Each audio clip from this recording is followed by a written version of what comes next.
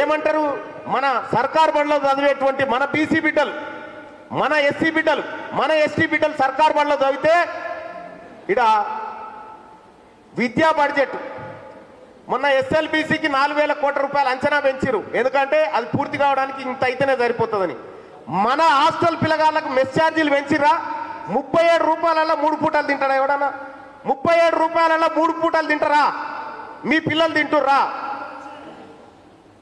మన పిల్లలకు స్కాలర్షిప్స్ ఇచ్చే కాడ అంచనాలు పెరిగాయి, మన పిల్లలకు మంచి దవాఖాన కట్టే కాడ అంచనాలు పెరిగాయి, మన జీవితాలు మార్చే కాడ అంచనాలు పెరిగాయి. కానీ కాంట్రాక్టర్లు పంచుకచ్చిన కాడ మాత్రం అంచనాలు పెరిగి ఇలా 670 కోట్లతో కావాల్సిన సెక్రటేరియట్ 1,100 కోట్లతో అవుతుంది. ఈ అంచనాలు పెంచి పంచుకునేటువంటి దోపిడి దొంగల కార్యక్రమం.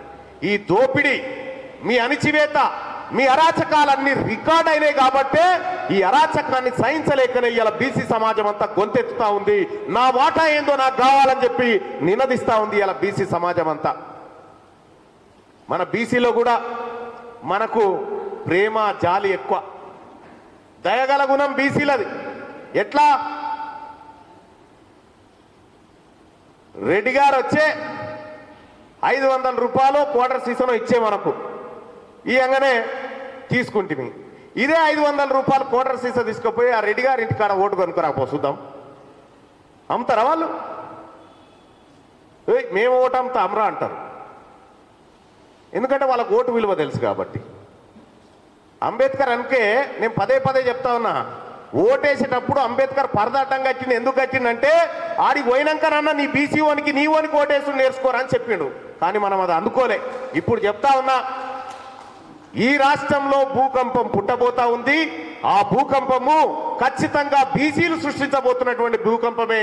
ఇక్కడ బీసీలో ఉన్నటువంటి రాజకీయ నాయకులకు కూడా చెప్తా ఉన్నా, డ్రామాలు బంద్ చేసి సప్పుడు యొక్క ఈ బీసీలు పిలుస్తా ఉన్నారు, ఈ జాతి పిలుస్తా ఉంది, ఈ ప్రజా సంఘాలు పిలుస్తా ఉన్నాయి, ఈ నేతలంతా పిలుస్తా ఉన్నారు. వచ్చి వీళ్ళ మధ్యలో నిలబడి వాళ్ళకు మద్దతుగా నిలబడు, లేకపోతే ఈ చరిత్ర క్షమించదు. మళ్ళా జన్మ లేదు. ఉందా? పోయిన జన్మలో ఏమన్నా నీడు ఉన్నారా? హుసూరాయిన్లా ఉన్న జన్మల్ని ఏదైనా చేసిపోవాలి ఈ ప్రజల కోసం. అందుకోసమే కమిటెడ్గా మహా అయితే పోయేది ఏం లేదు భాయ్ సాబ్.